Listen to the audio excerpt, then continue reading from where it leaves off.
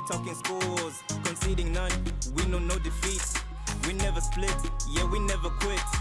Eagle-like vision, we never squint. Focus on the mission, we can never miss. Bow down, we're breaking bounds. We're soaring high, beyond the skies. Bow down, we're breaking bounds. We're soaring high, beyond the skies.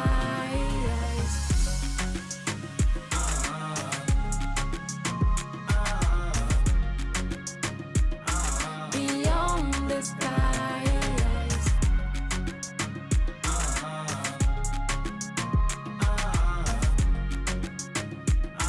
Beyond the skies. Beyond the skies, you and I were breaking bounds, breaking bounds. Beyond the skies, you and I were breaking bounds on Baobab. Bonsoir. Nous allons maintenant bientôt commencer. Je vais commencer par me présenter. Moi, je m'appelle Noéla Kisembo. Je suis humanitaire et entrepreneur au même moment. Et je fais aussi le fellowship avec Baobab. Donc, je vais laisser aussi, nous avons 4 guest speakers, 3 plutôt. Je vais laisser l'espace à tout le monde de se présenter, de dire ce qu'ils font dans la vie avant maintenant qu'on puisse plonger dans les sujets. Je ne sais pas si on peut commencer par Sifa et puis on va continuer avec le reste. Ok, bonsoir. Bonsoir. Moi, c'est Sifa. Je m'excuse d'abord parce que je parle pas tellement très bien français, mais je vais essayer. Je m'exprime bien en anglais, mais je vais essayer de m'exprimer en français. So bear D'accord. with me. Ok, moi, c'est Sifa. Je réponds au nom de Sifa Zigubwendwa. Je suis mariée, mère de 3 enfants. Je suis des professions infirmières en Norvège. Je vis en Norvège. Je suis CEO des Chic and Beauty et fondatrice ou visionnaire des Woman Space. Enchantée. Enchantée. Le suivant. Bonsoir à tout le monde. Moi, c'est Diovan Moussangui. Je suis entrepreneur, ancien responsable de la Chambre de commerce pour la partie Est. Je suis enseignant à l'université depuis quelques années et entrepreneur, comme je l'ai dit au début. Je suis aussi investisseur pour quelques sociétés créées et établies au Congo. Et aujourd'hui, je vais participer comme speaker pour cet événement. Merci. Enchantée. Voilà, je crois que je suis le dernier à aller. Merci d'abord de m'inviter à Noëlla pour cet événement. C'est un grand plaisir en tout cas. Mon nom c'est Aristide Kambale.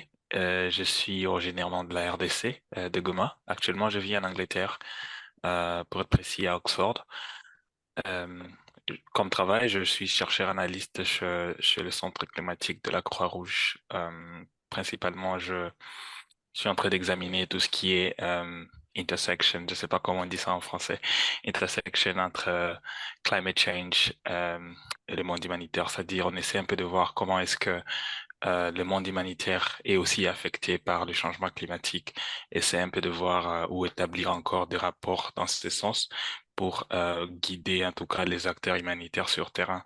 Question de impliquer aussi leurs actions concernant, enfin, tout en mettant en perspective le problème des changements climatiques et des désastres aussi liés aux catastrophes naturelles, tout ce qui est aussi conflit.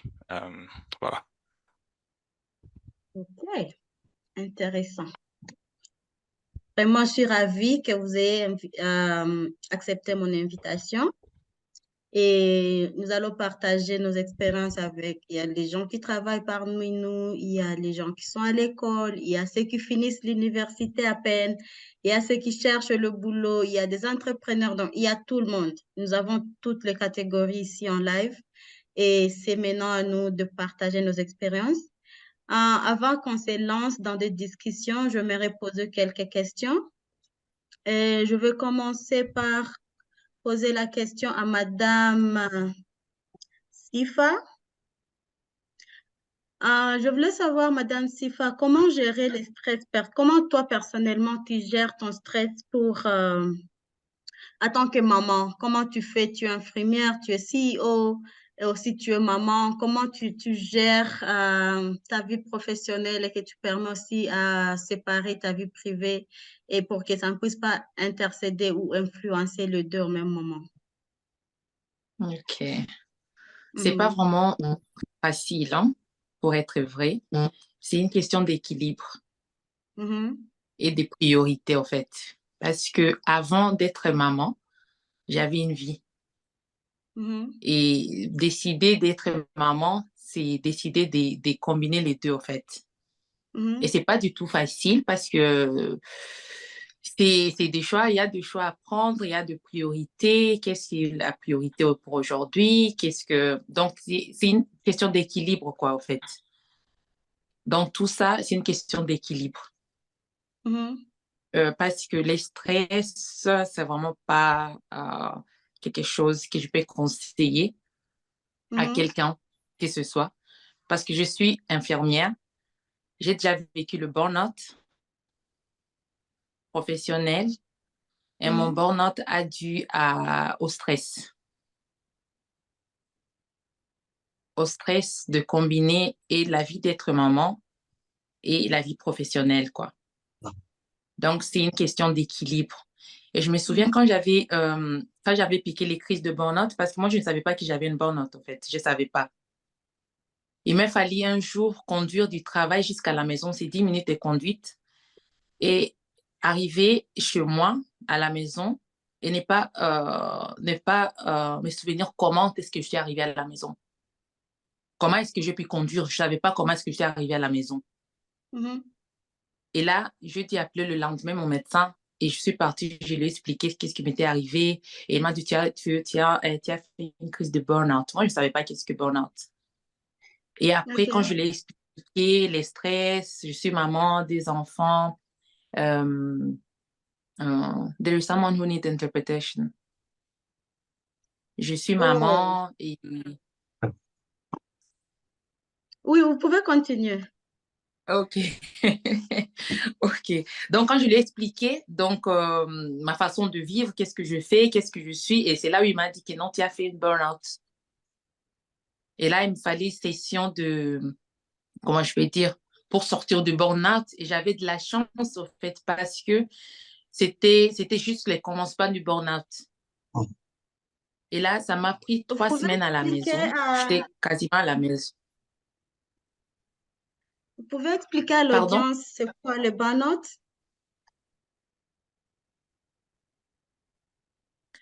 Oh, le burn-out, c'est comment, ce burn-out, je sais pas l'expliquer en Et français. blackout ou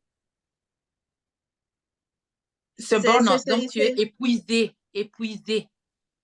le surménage dans ces cas. Le surménage, exactement. Ok. Les surménages, c'est ça le burn-out. C'est qui dit le surménage peut dire dépression.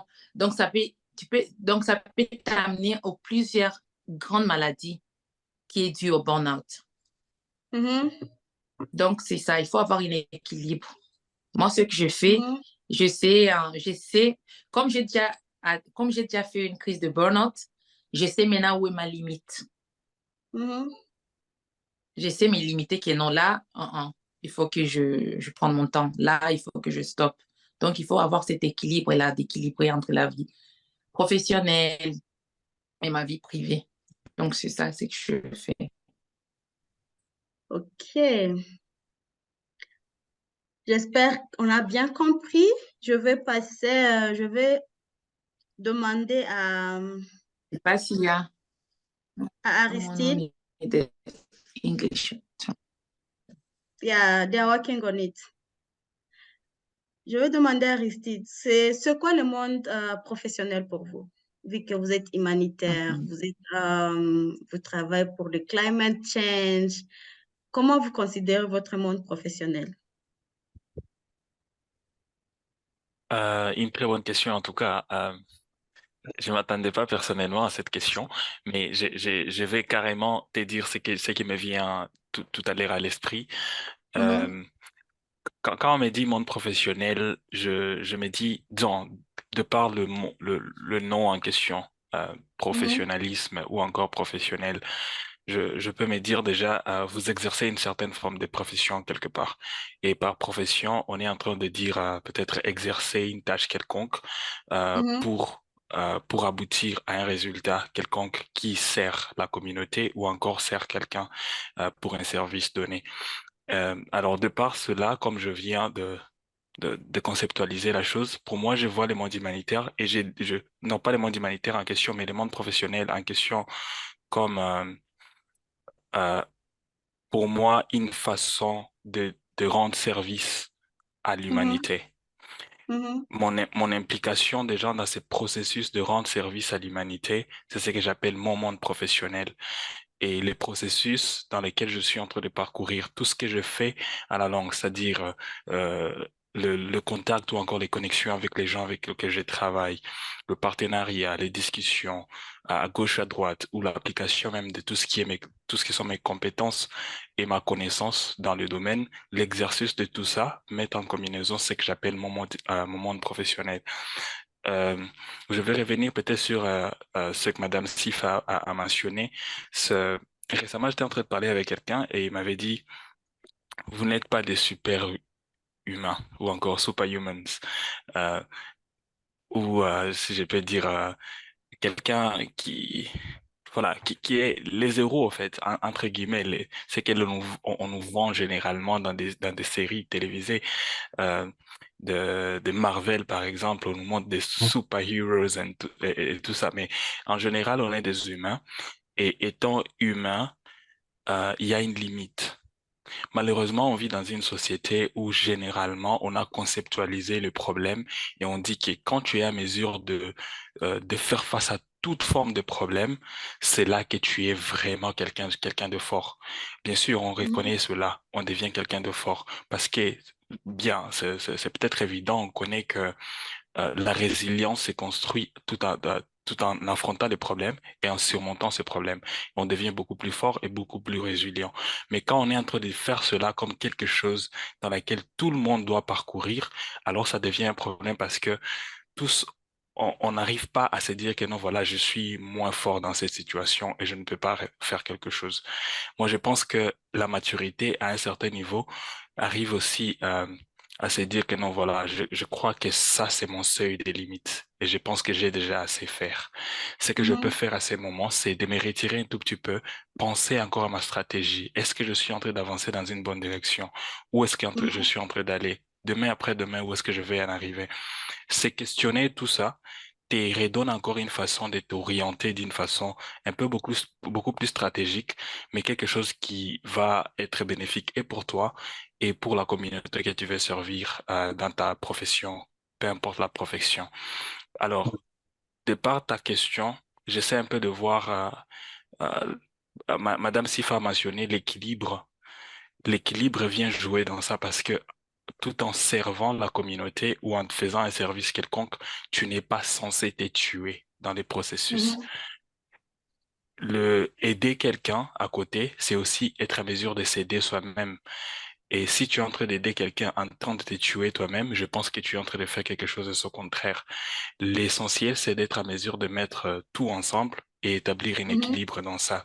Et l'équilibre vient en comprenant les processus. C'est-à-dire, je comprends les processus, je suis en train de faire quoi, je comprends les implications de tout ce que je suis en train de faire sur moi en tant que personne, sur ma famille et tous les gens qui sont autour de moi, des gens que j'aime et des gens que je n'aime pas, entre guillemets, si je vais les dire dans ce sens. Mais tout le monde, au fait, qui est déjà à côté de toi, fait partie, au fait, de ta chaîne et tu dois mhm, considérer tout ça des implications à gauche et à droite. Et être à mesure d'établir un équilibre dans ça, c'est ce qui est très intéressant. Peut-être je vais laisser la parole jusque-là, mais je peux peut-être entrer en profondeur avec la discussion, beaucoup plus réitérée sur les stratégies que moi, personnellement, j'ai appris que tout. Et donc, merci quand même pour ça. Merci beaucoup. Avant qu'on puisse continuer avec nos discussions, je vais demander à M. Dieuvain, comment gère-t-il les stress personnels pour éviter l'influence sur le monde professionnel? Merci pour la parole. Personnellement, je pense que c'est parmi les points les plus importants aujourd'hui pour tout ce qui est résultat dans le monde professionnel, c'est comment chaque personne arrive à gérer tout ce qui se passe dans sa propre vie pour pouvoir faire de très bons résultats sur ce qui est entendu sur son monde de travail. Alors, comment moi je gère personnellement ma vie personnelle pour que cela n'ait pas de l'influence négative sur ce que je fais comme travail, c'est je me base personnellement sur 3 points. 3 points qui Mhm. sont premièrement identifiés, qualifiés et aussi quantifiés. Comme ce que vient de dire Aristide tout de suite là, on doit savoir premièrement identifier qu'est-ce que tu es capable de faire, qu'est-ce que tu fais maintenant, qu'est-ce que tu as fait qui peut influencer ce que tu vas faire dans ton monde professionnel. Et aussi, quand il s'agit de qualifier, c'est de savoir maintenant ce que j'ai fait. Est-ce que cela est-il nécessaire que ça soit fait maintenant? Est-ce que cela ne va pas avoir de l'impact sur mon mental après? Parce qu'une chose qui est vraie est qu'aujourd'hui, la plupart des gens, surtout en Afrique, on n'arrive pas à comprendre qu'on arrive frustré au travail ou qu'on arrive à être déconcentré et qu'on ne soit pas capable de donner de très bons résultats. Mais on oublie tout simplement, c'est parce qu'on est venu de la maison où quelqu'un nous a énervé le matin et qu'on arrive au travail, on pense que tout le monde était au courant qu'on était énervé le matin et qu'ils doivent se refaire leur manière de nous apprécier, de nous parler, tout ça. Pourtant, c'est des choses qui sont séparées, d'accord? Et aussi, quand je parle de quantifier, c'est de savoir, ça a toujours été clair, qu'est-ce qui doit être fait maintenant? Qu'est-ce que je suis capable de faire? Parce qu'aujourd'hui, comme vous le dites, on n'est pas des super-humains. On n'est pas des aliens, on n'est pas de robots qui sont capables de faire 400% de service sur 24 heures. Qu'est-ce qui peut être fait maintenant? Aujourd'hui, il y a des outils qui nous permettent de très bien planifier ces choses-là. Il y a Trello et tout ce qu'il y a. Euh, et ça permet à des personnes de pouvoir comprendre que ceci doit être fait au travail, ceci doit être fait à la maison. Et je pense que je vais donner mon exemple personnel. Moi, je me suis plongé à un moment donné fortement dans mon monde professionnel cela a affecté pendant très très longtemps mon côté social et je me suis retrouvé à vivre pendant très longtemps seul et c'était tellement ma zone de confort où je me disais je pense que tout le monde doit être comme ça. Et pourquoi quelqu'un doit venir me visiter s'il ne m'a pas prévenu? Et ça m'a fait perdre carrément mon côté social développé, tout simplement parce que je ramenais mon monde professionnel dans mon monde privé ou dans mon monde à la maison. C'était tout le temps mon PC, tout le temps le monde du coding, tout le temps de mails qu'il fallait lire à la maison à 23 heures et tout ça. Et ça a été très, très compliqué. Donc, je pense que la manière la plus meilleur à prendre en considération, c'est de surtout prendre en compte les 3 cas où vous identifiez quels sont vos besoins dans votre monde privé, quelles sont les choses à faire, quand est-ce qu'il faut le faire. Je pense que c'est quand même des choses très, très importantes. Et aussi, pour tout chapeauter, savoir lâcher prise. Il y a des choses où vous ne pourriez pas tout simplement agir. Si vous n'êtes pas capable de le faire, lâchez, comme a dit Aristide, sorry, euh, et voir, faites 2 pas en arrière, arrivez, demandez-vous pourquoi ça n'a pas marché, faites les choses différemment et les résultats seront différents. Merci. Merci beaucoup. Personnellement, moi, je pense que vous avez presque tout dit. En tant qu'humanitaire, ce n'est pas quelque chose aussi de facile comme Aristide l'a dit.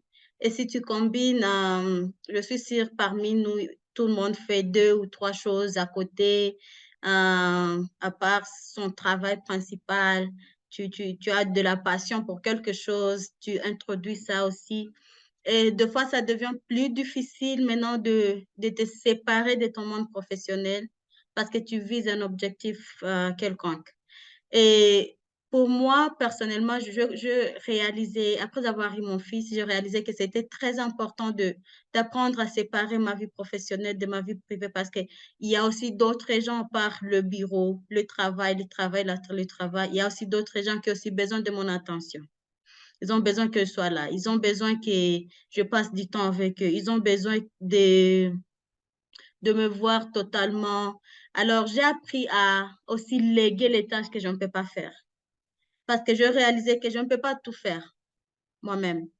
S'il y a quelque chose que je peux léguer à un collègue et dire, OK, moi, aujourd'hui, je vais quitter tôt le bureau pour peut-être récupérer mon fils de la crèche ou je vais quitter tôt le bureau parce que je vais passer du temps avec mon fils.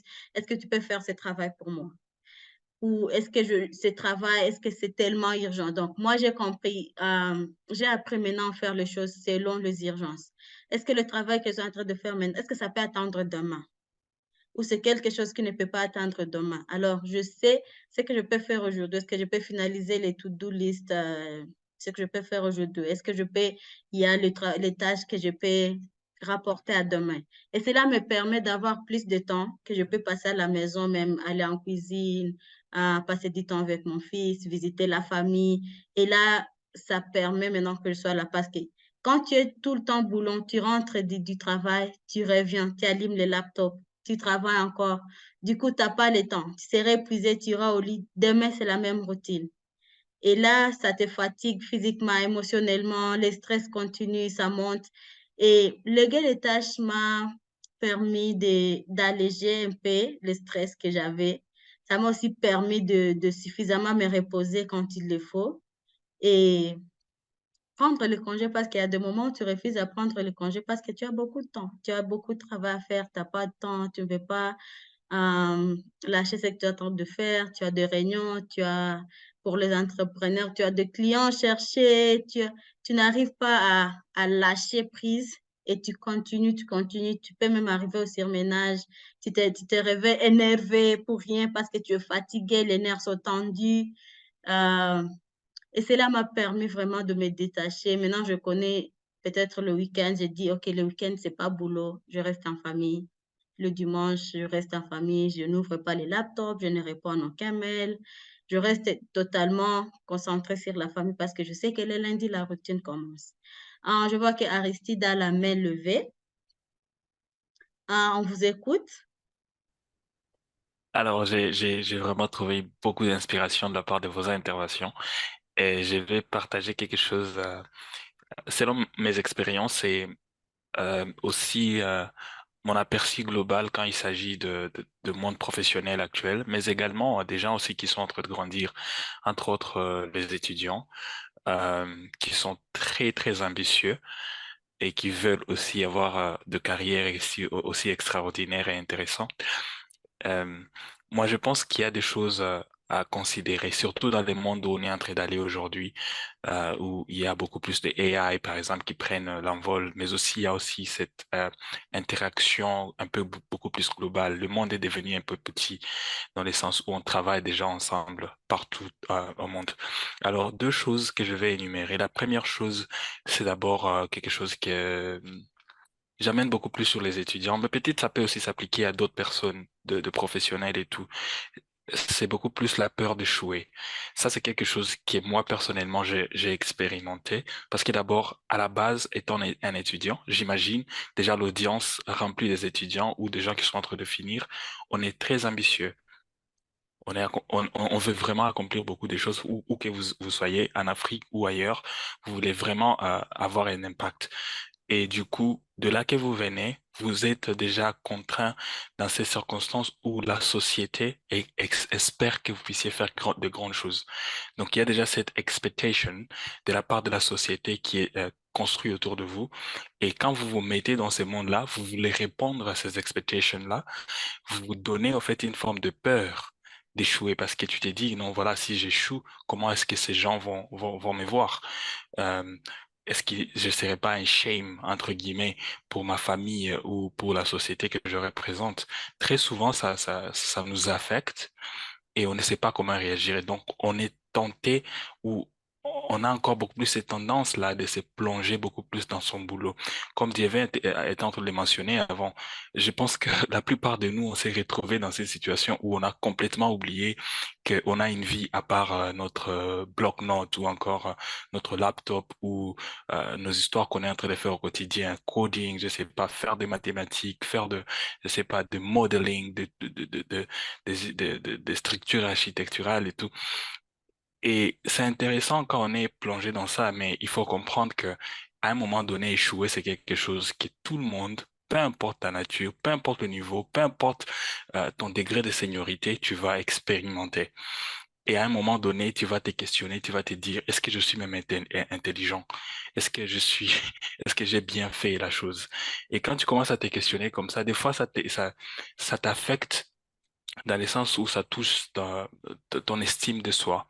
Et quand ça touche ton estime de soi, tu commences à te désorienter à un certain moment où tu commences à vivre dans la peur d'échouer, au fait, ce qui va t'obliger, au fait, à ne rester que dans ce que tu es en train de faire et oublier qu'il y a une autre vie à part ça. Moi, je trouve qu'à force de faire ça, on est en train de se tuer petit à petit et on réalise pas. Il y a Madame Sifa qui l'a mentionné, on est en train de se tuer. Tu es en train d'entrer dans le burn-out sans que tu puisses le réaliser. Et comme ce sont des choses très généralement, et surtout dans le concept africain où on n'en parle pas généralement, vous allez voir que la plupart des gens sont déjà en train d'expérimenter ces choses sans qu'on le sache. Euh, je sais pas, peut-être il y a des statistiques qui montrent même de morts des gens qui sont en train d'expérimenter des niveaux très élevés de stress. Ils n'arrivent pas à se défouler ou encore à partager cela à des gens qui sont proches d'eux et ça crée un problème. Et donc ça, c'est quelque chose que je voulais d'abord réitérer pour les étudiants surtout, parce que moi, quand j'étais étudiant, euh, il y a quelques années, euh, c'est quelque chose qui m'a beaucoup gêné. Ça m'a beaucoup dérangé, bien que je ne savais pas c'était quoi exactement. La deuxième chose que je vais toucher, c'est beaucoup plus le travail en ligne. Euh, je travaille aujourd'hui, par exemple aujourd'hui, là, je travaille dans une équipe euh, vraiment, tout le monde est partout. Il y a des gens qui sont aux États-Unis, il y a des gens qui sont, je sais pas, à Hong Kong, en Afrique du Sud ou encore en Norvège. Vous vous rendez compte que c'est déjà un network de gens qui sont beaucoup plus partout et ça devient beaucoup plus difficile d'avoir tout le monde à un instant T. Ce qui est encore problématique dans ça, c'est que si tu ne sais pas dire non à certaines choses, tu te rends compte que tu es en train de vouloir plaire à d'autres personnes sans te rendre compte que tu es en train de t'affecter toi-même d'une façon négative. Alors, moi, je me dis que la priorité, c'est d'abord notre santé. La priorité, c'est nous avant le boulot. Parce que moi, je me dis que non, attends, le boulot, c'est quelque chose de bien. Je vais travailler, je vais gagner de l'argent, je vais créer de l'impact, je vais voir mon travail avoir de l'impact sur la communauté. Mais au-delà de tout ça, si ton organisation ne te veut pas, ils vont te limoger, ils vont te mettre à l'extérieur. Si demain ou après-demain, même si tu étais en train de très bien travailler pendant 5 ans, par exemple, ou 10 ans, et que tu n'arrives plus à donner les mêmes résultats, mais ton organisation va t'évaluer et ils vont te dire, je pense qu'on a un bon candidat, quelqu'un qui peut faire mieux que toi. Et on va te mettre à l'extérieur. Et tu te rends compte que bien que tu étais en train de leur servir pendant tout ce temps, ça ne t'a pas aidé. Euh, et c'est à toi maintenant de dealer avec le problème quand ça vient plusieurs années plus tard. Alors, c'est donc très important de savoir dire non à certaines choses et dire que non, voilà, désolé, je peux pas faire cela. Mes heures de travail, c'est de 8 heures à 17 heures. Si tu me contactes dans ces heures-là, je vais te répondre. Mais si tu me contactes pas dans ces heures-là, tu me contactes, par exemple, très tardivement et je ne peux pas y arriver. Non, je vais te dire, carrément, je suis désolé, c'est urgent de votre côté, mais je peux pas faire malheureusement. Je suis dans mon autre monde. Je suis en train bien que je suis pas en train de dire qu'il n'y a pas des cas exceptionnels ou encore des urgences. Il y en a, ça existe, mais il faut être à mesure aussi d'évaluer ce qui est primordial dans votre vie et ce qui ne l'est pas à chaque instant T de notre vie. Alors, ce sont là les deux éléments que je voulais mentionner. Je pense que d'autres personnes pourraient se compléter, c'est sûr. Nous avons parmi les gens qui nous suivent en ligne, nous avons Mariem. Elle a aussi besoin de partager un peu son expérience. Et pour tous ceux qui ont des questions, des suggestions, des choses à poser ou à demander à nos guests. Sentez-vous libre, demandez, posez vos questions. Si vous voulez ajouter quelque chose, ajoutez si vous en avez besoin. Et puis, on continue comme on est en train de le faire. Myriam, la parole est à toi.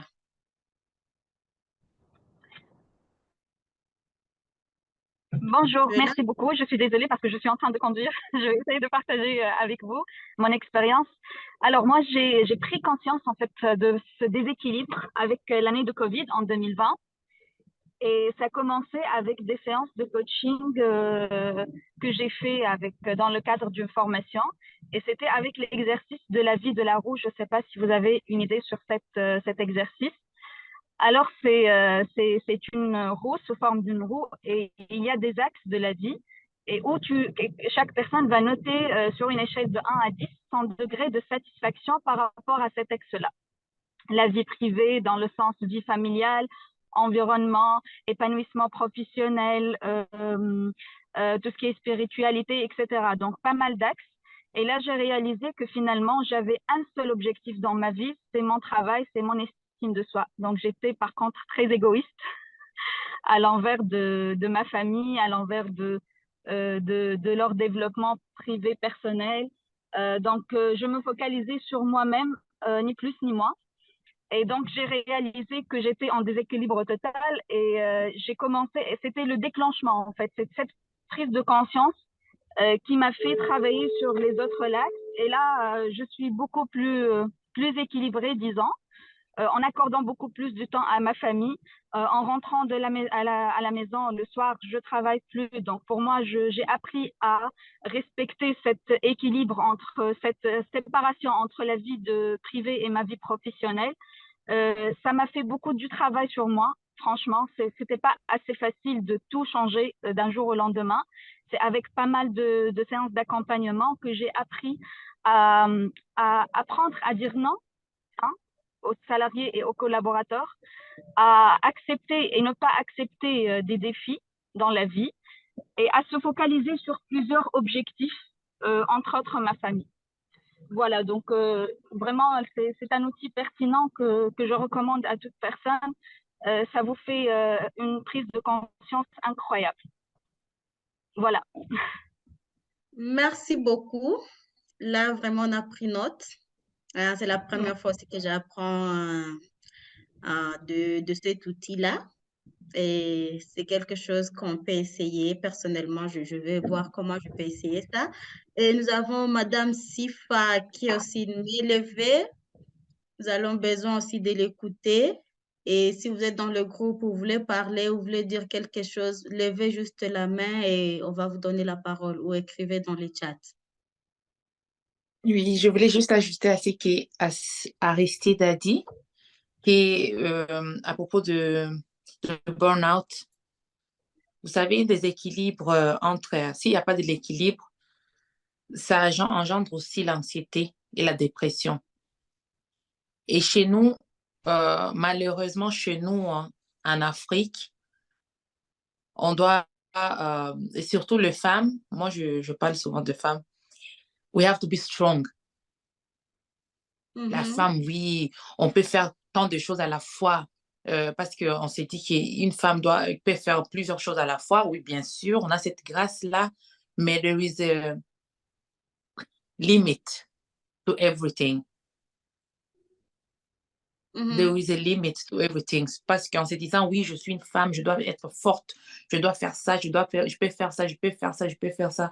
Et cette image-là qu'on nous donne, c'est qu'Aristide a dit, la société ne nous facilite pas la tâche, en fait, malheureusement.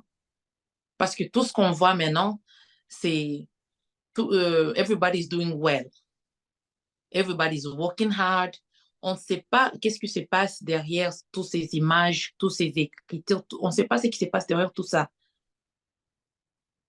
Mais aussi, avec les temps, c'est les moments aussi, on voit beaucoup de monde, beaucoup de gens qui souffrent de la dépression, des anxiétés.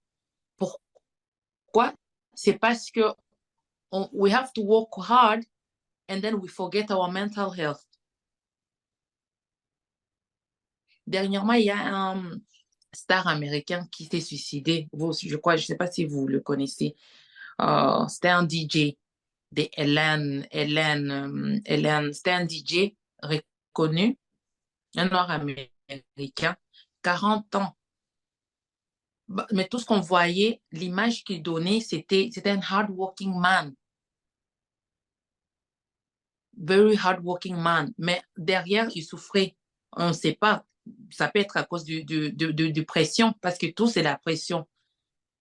Ça tire de partout. Il y a de pression partout. On doit travailler. Tu dois être entrepreneur. Tu dois avoir une famille. Donc, la société aussi ne facilite pas la tâche. C'est vraiment très important savoir cet équilibre et de savoir ses limites, au fait. Parce que moi, je trouve que souvent, les gens ne savent pas ses limites. We keep pushing, we keep pushing. Et à la fin, tu ne donnes pas, donc tu te fais pas du bien toi-même et tu ne donnes pas un bon travail non plus. Avant qu'on continue, à une question que je m'aurais posée. Je sais que parmi d'entre vous, il y a des entrepreneurs où vous avez déjà commencé l'entrepreneuriat d'un moment à l'autre, ou vous avez fermé, ou vous avez commencé. Je voulais demander, on a déjà parlé en tant qu'employeur. Maintenant, je veux savoir du côté employé.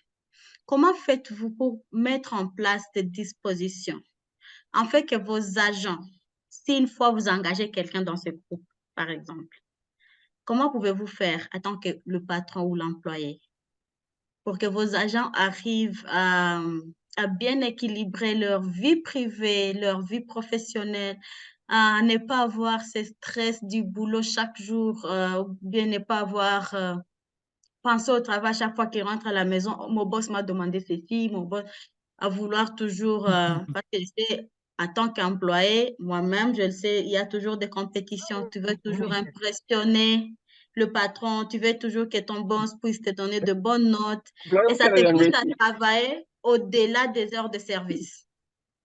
Ça te pousse à faire des choses parce que tu veux qu'on puisse te voir toujours soit le meilleur, soit la meilleure dans tout ce que tu fais. Et là, ça donne beaucoup de pression. Alors, en tant qu'employeur, comment vous faites? Vous, les chargés des entreprises, vous qui recrutez, par exemple, si tu recrutes quelqu'un et tu es le superviseur, comment tu fais pour alléger et permettre à vos employés ou les gens que vous supervisez dans le boulot à ne pas trop se pencher sur leur vie professionnelle, mais aussi de permettre d'avoir aussi une vie privée, une vie familiale? De mettre la différence entre être au boulot et être à la maison, en fait. Moi, ce que je ferais, je disais à mes employés que tu es ici de 9h à 14h, là, tu es au travail. On est au travail de 9h à 14h. Et à partir de 15h, que tu sors de la porte, tu es à la maison. C'est très important. Parce que là, avant, normal, j'avais des shifts. Et je me souviens, mon boss me disait souvent, oh, quand je suis à la maison, il ne faut pas m'appeler. Et moi, je trouvais ça un peu louche. Pourquoi on ne peut pas t'appeler s'il y a quelque chose qui arrive et tout? Non, il faut appeler soit l'ambulance, la police et tout. Et là, ça fait 2 ans, je suis chef d'entreprise. Moi, je suis chef maintenant. Et je vois l'importance.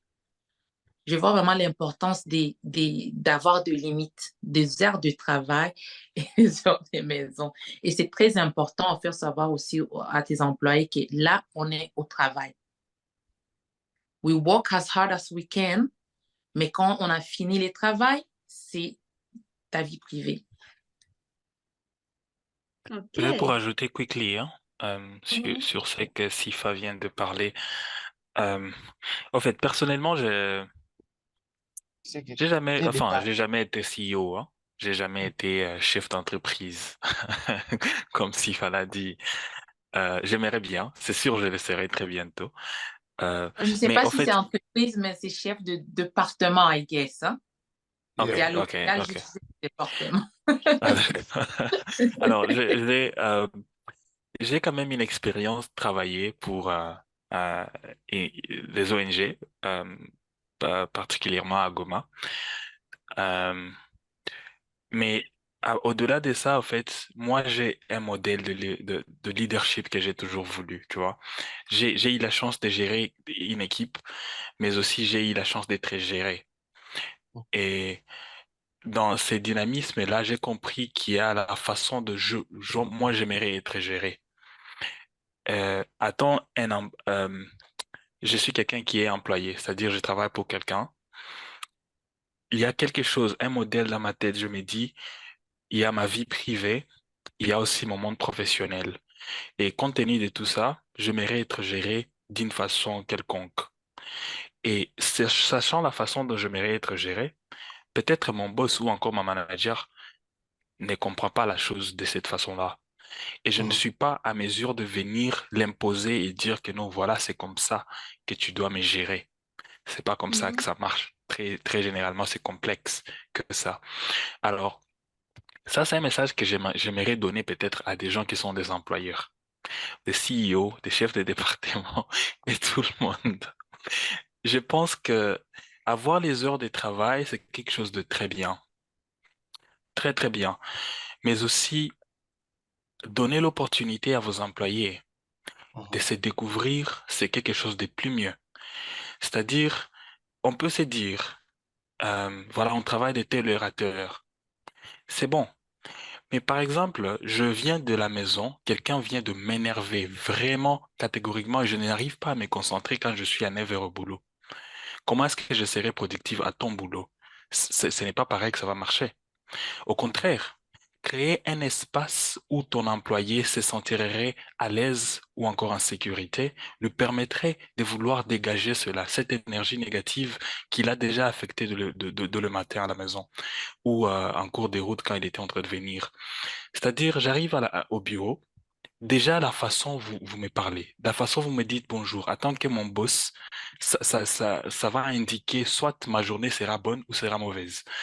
Euh, Quand j'arrive au boulot, du coup, première chose que vous me demandez, Aristide, est-ce que tu as fini le rapport que je t'ai demandé de faire? Est-ce que tu as fini à faire le proposal que je t'ai dit de faire depuis hier ou depuis 2 jours?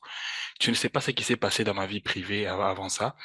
Et quand tu me bombardes déjà avec une question comme ça, moi, je me sens dans l'anxiété, je me sens dans la peur et je ne sais pas comment te dire comme réponse.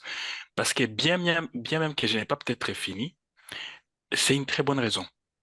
Et peut-être s'il y a un niveau ou encore un espace pour accommoder le deadline, je peux vous le dire.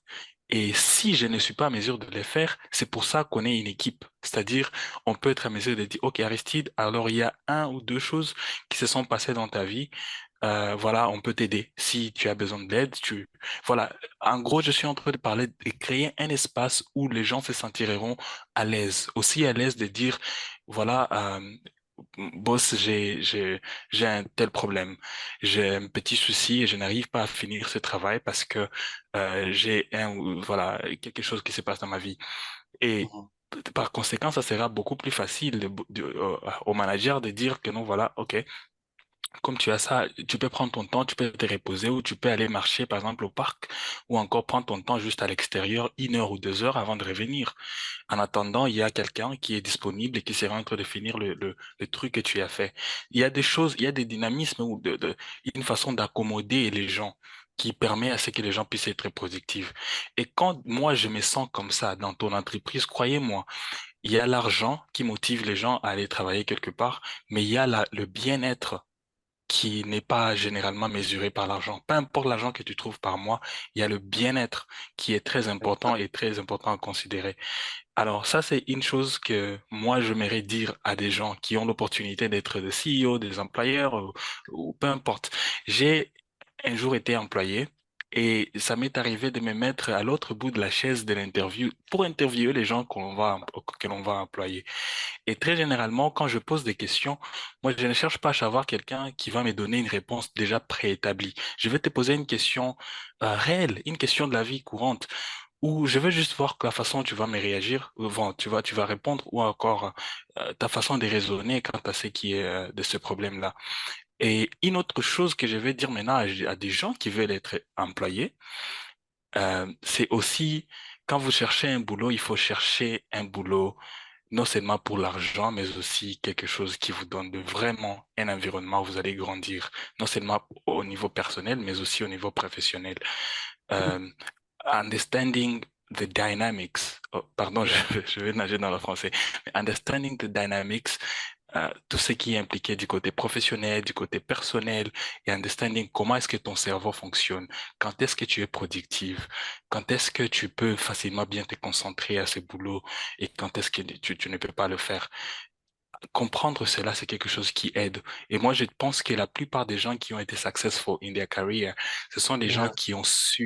qui ont su établir ce genre de différence. Moi, j'ai ma boss qui me dit très souvent, euh, en fait, elle travaille vraiment beaucoup, elle travaille vraiment fort, mais elle te dit, non, Aristide, là, je ne peux pas penser, mon cerveau ne peut pas raisonner. Je peux te revenir peut-être dans 2 heures de temps, là, je vais marcher juste un peu au parc. Tu comprends que c'est une façon de regagner de l'énergie, une façon de se reprendre encore, de se mettre dans son bain pour être beaucoup plus productif. Et bien évidemment, garder cet équilibre dont on est en train de parler ici. Alors, ce sont là les deux choses que j'aimerais mentionner. Il y a peut-être Dievin qui pourrait ajouter et les autres. Merci. Mhm. Je sais pas si vous m'entendez. Oui. Parfait. Alors, j'ai été vraiment très content de voir la réaction d'Aristide, ce qu'il vient de dire. J'étais en train de me dire, OK, j'ai l'impression qu'on est en train de nous dire, ah ouais, les CEO, quand même, vous nous traitez très mal. Mais je vais vraiment être sincère par rapport à ce point-là. C'est quelque chose qui n'est pas non plus facile. Et déjà, on vit dans un environnement où les gens sont moins confiants. OK? Ce qui signifie que la plupart des employés, quand ils arrivent au travail, peu importe ce qui s'est passé dans sa famille, dans son monde privé, il y a moins de gens qui se confient, surtout en Afrique, qui se confient aux autres parce que ils savent qu'en se confiant aux autres, ils peuvent mieux être compris et ça permet de se décharger. Alors, je vais déjà commencer par le premier point pour dire euh, je pense que la plupart des entreprises, en fait, quand ils ont un bon leader, les leaders, ils comprennent qu'il y a plusieurs types de leadership sur lesquels on se base pour gérer une équipe. Il y a des personnes qui ont besoin d'un leadership omnidirectionnel. Donc, c'est quelqu'un où euh, tu dois donner des ordres, tu t'adaptes, tu fais un modèle précis, tu ne t'adaptes pas à un autre modèle après ça. Tu sais que telle personne, si je ne mets pas de la pression, cette personne ne travaille pas bien. Si je ne gronde pas, si je ne reviens pas sur la question 3 ou 4 fois de plus, cette personne ne va pas me donner un résultat. Mais aussi, il y a d'autres personnes pour qui il faut avoir un leadership pluridirectionnel, dans le sens où il y a des personnes pour qui, à un moment donné, il faut de la pression, mais à un moment donné, il faut que ça relaxe un peu. Il y a des gens où, moi personnellement, par exemple, quand il s'agit de la pression, surtout quand il s'agit des urgences, les urgences, je le planifie, je sais que voilà, tout ce qui est à gauche est en rouge, tout ce qui est à droite est en orange, tout ce qui est au milieu est en jaune, et je sais prioriser certaines choses. Alors, quand on est un bon leader et qu'on gère une entreprise, il y a beaucoup de choses qu'on apprend sur le voyage. Comme j'étais en train de le dire au début, c'est carrément un process qui change chaque jour. Parce que quand vous engagez des gens, la plupart des personnes que vous engagez, c'est des personnes formées. Et malheureusement, pour objectif de résultat, que vous devez déformer pour leur dire, OK, vous avez telle expertise aujourd'hui, mais voilà ce que nous, on a comme objectif, voilà ce que nous, on a à faire, voilà l'objectif qu'on doit atteindre. Et c'est un travail de tout le jour pour un leader parce que à la fin de compte, il faut arriver à ces résultats-là. Euh, je, je voulais partager un autre point par rapport à cela, c'est plus comme Aristide l'a dit par rapport au partage et au relax de personnes. Une chose qui est vraie est que étant employé et employeur, employé dans le passé et employeur aujourd'hui, j'ai compris certaines choses, qu'il y a une grande différence, et ça, je les partage toujours aux étudiants qui veulent aller dans le monde professionnel. Il y a une différence entre 8 heures de travail et 8 heures au travail. C'est deux choses très différentes. Très différentes, pourquoi? Parce qu'il y a des gens qui viendront au travail et qui ne vont rien faire de la journée. Ils vont se faire tourner le pouce en train de répondre aux messages WhatsApp, faire 2 heures pour répondre à un mail, se tourner, papoter avec des gens en oubliant qu'ils ont un résultat à faire. Mais il y a d'autres personnes pour qui ils savent que si je vais au travail à 8 heures, je dois être à mesure de dire, OK, aujourd'hui, voilà les to-do list que j'avais le matin, voilà ce que je peux faire jusqu'à 7 heures, voilà ce que je vais faire le lendemain pour arriver à faire avancer mon travail. Parce qu'une chose qui est vraie est que, on l'a encore répété, nous ne sommes pas des machines. Nous ne sommes pas des machines, on n'est pas là pour faire 50 tâches par jour, mais on est censé faire un travail bien pour lequel on nous a engagés, mais aussi comprendre que chaque jour de plus, on doit apprendre. D'accord? Par rapport au point où Aristide a soulevé, dire que ça stresse, que le boss arrive, par exemple, pourquoi telle tâche n'a pas été faite, pourquoi ceci n'a pas encore été fait. Donc, c'est par rapport à ce que j'étais en train de dire. Il y a moins de gens qui se confient. Okay? Et c'est pourquoi la plupart des leaders, dès qu'ils arrivent au bureau, ils prennent le temps d'observer les attitudes de tout le monde au bureau. Et ça, je pense pour ceux qui sont CEO ici, ils le savent. Dès qu'on arrive au bureau, on observe tout le monde. On regarde, oui, lui, il a l'heure de ne pas. Qu'est-ce qui ne va pas? Est-ce que tu vas bien? Il y a quelque chose qui ne va pas? Comment on peut t'aider? Et tout ça. Et on passe un moment à faire ça. Mais il y a des gens, même quand ils sont au fond d'un trou de douleur, ils ne vous diront pas parce qu'ils n'ont pas cette capacité de pouvoir se confier aux autres, de pouvoir être ouverts aux autres et enfin de comprendre aussi que quand ils vont se défouler, ça va leur permettre de pouvoir se libérer. Parce que ce qu'on est en train de dire aujourd'hui par rapport à tout ce qu'on est en train de discuter sur le point de l'équilibre entre la vie professionnelle et la vie personnelle, c'est que c'est un voyage. Vous n'aurez jamais une courbe droite. Jamais. Ça n'arrivera pas. Ça n'arrivera pas. Pourquoi? Parce qu'il y aura toujours des interférences externes et internes par rapport à votre vie. Pour le marié, c'est soit madame qui s'est réveillée sur le mauvais coup et qui vous êtes chamaillé le matin, mais est-ce que cela doit nécessairement affecter le résultat de votre travail, de votre productivité au travail? Déjà que tout le monde ne vit pas avec votre femme, tout le monde ne vit pas dans votre environnement, tout le monde ne sait pas nécessairement ce qui s'est déroulé dans votre travail. Voilà pourquoi on vous dit que dans la plupart des cas, quand il s'agit de trouver cet équilibre entre son monde de travail et son monde privé, il faut toujours l'implication de sa propre personne. Parce que dans tout ce qui est comme process, the best way of doing it is to decide to change things by yourself. Et en comprenant aussi que les autres personnes qui sont autour de toi pourront t'aider pour faire avancer les choses. Donc voilà pourquoi, voilà la chose que je voulais partager par rapport à cela. Merci.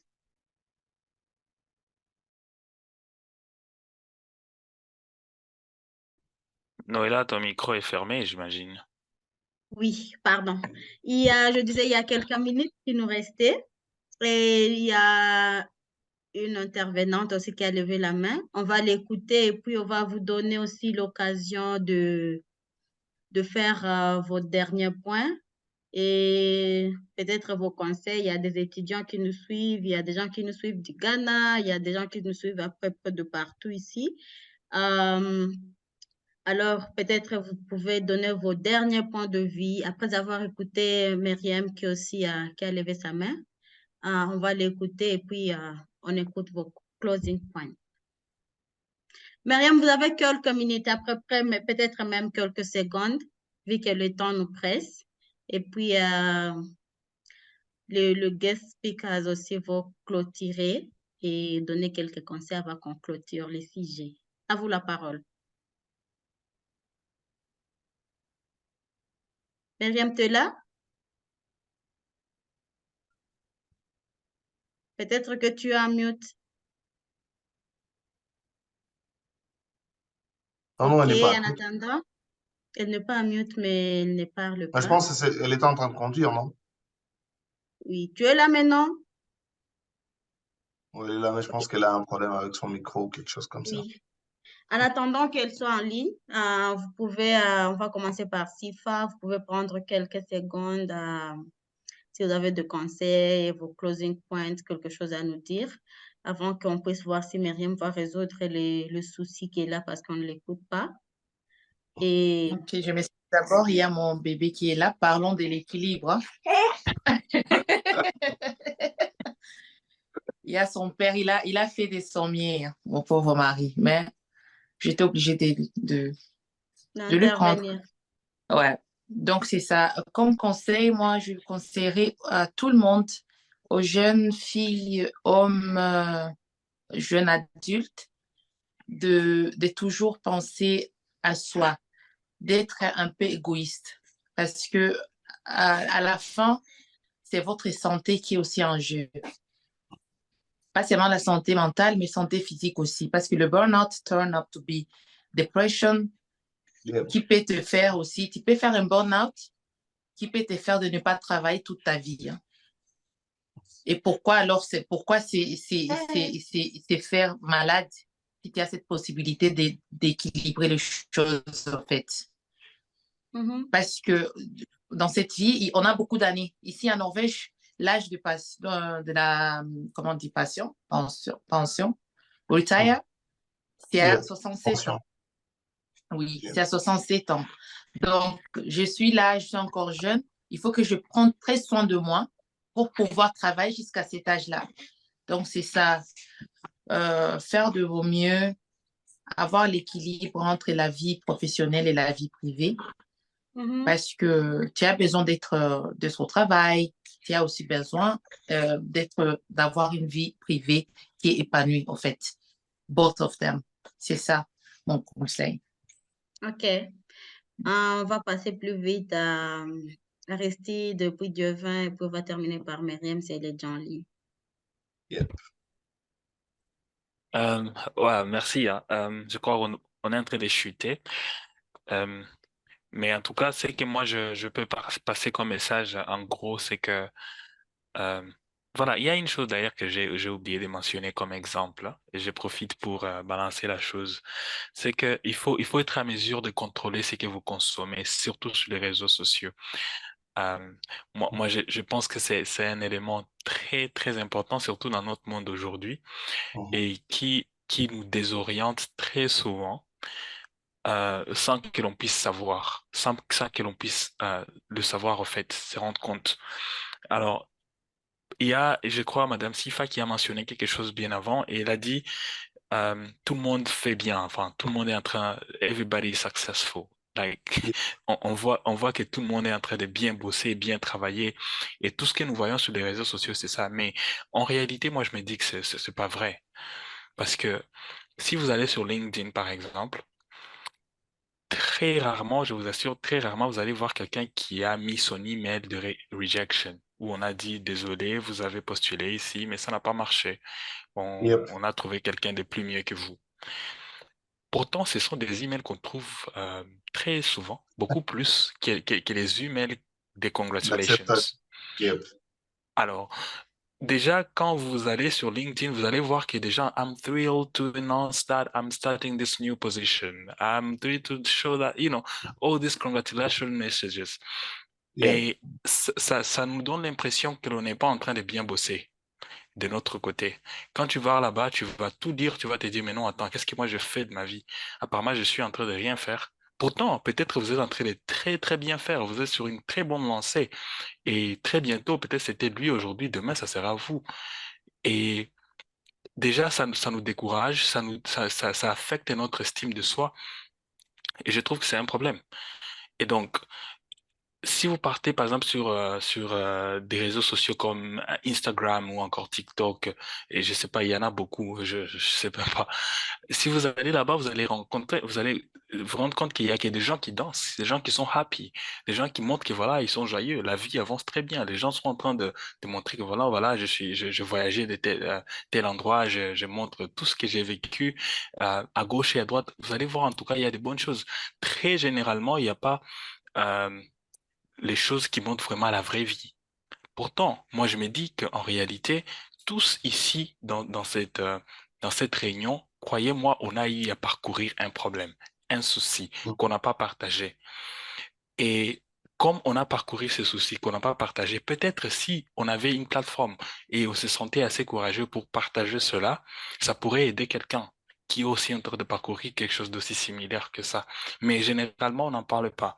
Et donc, quand vous allez sur les réseaux sociaux, vous consommez beaucoup de choses qui viennent de partout. En tout cas, ça affecte nos subconscients et la façon dont le cerveau fonctionne. Moi, avec ma petite psychologie de connaissances, je pense que notre cerveau a un mécanisme de fonctionner de façon subconsciente où ça revient toujours et toujours sur les petites choses que l'on met très fréquemment dans notre cerveau. De façon subconsciente. En fait, un exemple très clair hein, pour illustrer cela, c'est quoi? C'est quand vous faites les mathématiques. Pour ceux qui ont fait de la technologie ou encore beaucoup plus des exercices mathématiques, vous allez comprendre que vous n'avez pas besoin d'être très excellent, mais à force de faire quelque chose tous les jours, une petite chose tous les jours, vous devenez beaucoup plus bon dans ça et vous vous rendez compte que non, attends, je suis en train de faire des calculs très complexes que je n'étais pas à mesure de faire avant. Moi, je donne toujours mon exemple, j'ai fait la pédagogie aux humanités. Et très souvent, les gens me disaient que j'étais pas intelligent parce que j'ai fait la pédagogie, c'était quelque chose de flemmard et tout, blablabla. Mais non, Il nous reste de là, 30 secondes. désolé. Mais de là, au fait, j'ai essayé un peu de pratiquer. C'est une petite discipline de faire quelques mathématiques tous les jours, tous les jours, tous les jours. Et ça m'a aidé, en fait, à devenir quelqu'un. Et c'est ce que je suis en train de dire. Essayons un peu de contrôler ce que l'on met dans notre cerveau on a daily basis, on a Yeah. pretty much a second basis. It's going to be interesting. Thanks. Merci, Dieuvan, si vous pouvez clôturer vite fait. Parfait, j'avais envie de parler en anglais, mais malheureusement, mon niveau, il est très bas. Mais l'activité est purement francophone, donc c'est mieux Donc, pour je que vais essayer l'audience de aussi continuer à comprenne. parler en français. Alors, moi, je vais clôturer en disant une chose, et surtout aux jeunes qui sont en train d'aller dans le monde de l'emploi. Je vous conseillerais trois choses. La première des choses, c'est de vous choisir un coach, quelqu'un qui vous permettra de comprendre dans quoi vous allez, quelqu'un qui vous permettra de pouvoir ne pas faire certaines erreurs, qui va vous diriger, vous orienter. Et souvent, pour ceux qui sont à l'université, c'est pour la plupart de vos enseignants qui connaissent vos capacités et qui connaissent le monde où ils vous envoient. Ça, c'est la première chose. La deuxième chose, c'est que je demanderai et je vous conseillerais de vous choisir un mentor. Un mentor, c'est quelqu'un à qui vous voulez ressembler. Quelqu'un qui est déjà au niveau où vous voulez aller, que ce soit dans le monde du business, que ce soit dans le monde de l'emploi, que ce soit dans tout ce que vous allez faire comme carrière. C'est cette personne-là qui va vous permettre d'avoir de rêves, qui va vous permettre de vous motiver. Et n'oubliez pas d'avoir un psychologue, parce que votre santé mentale sera toujours très importante. Et c'est la chose qui pourra vous permettre de pouvoir faire de résultats et de pouvoir être excellent, parce que tout le monde pourra être bon, mais seuls les excellents pourront avoir accès au trône. Merci. Merci beaucoup, ça a été un plaisir d'apprendre de vous. Nous avons eu quelques messages dans les chats, mais vu les temps, on ne saura pas tout lire. Il y a une suggestion aussi de un directeur RH qui dit l'importance du rôle, c'est il faut avoir la flexibilité des horaires du travail. Il faut aussi une charte de connexion dans l'entreprise pour autoriser la déconnexion et la mettre comme une culture. Donc, Yeah. permettre à vos employeurs, vos employés d'avoir quand même une flexibilité, surtout dans les heures de travail. Peut-être tu ne peux pas être disponible à 8 heures, mais tu peux être là à 9 heures. Peut-être aujourd'hui, tu ne sauras pas venir au bureau, tu peux faire la télétravail, quelque chose. C'est ce qu'elle est en train quand même d'expliquer dans les chats.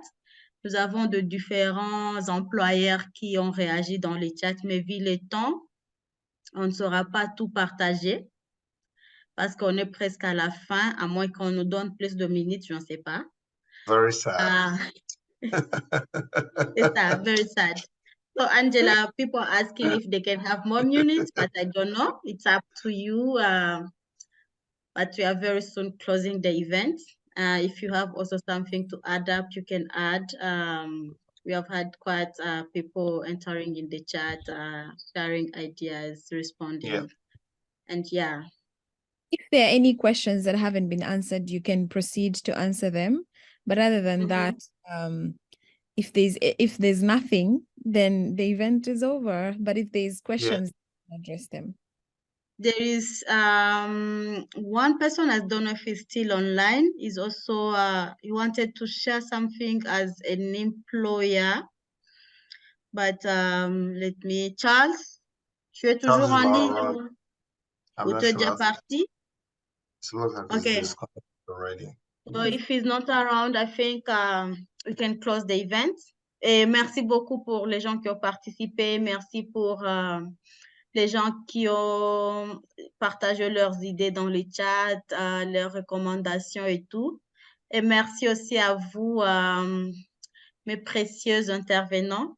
Vous avez pu retirer quelques heures de votre agenda pour participer à cette activité qui a permis à nos étudiants, nos futurs chercheurs d'emploi, nos futurs employeurs à apprendre quelque chose sur l'équilibre entre la vie professionnelle et la vie privée. Je pense qu'il est temps de se dire au revoir. Et ça a été un plaisir d'avoir cette discussion avec vous. Beyond the skies, you and I, we're breaking bounds on bounds.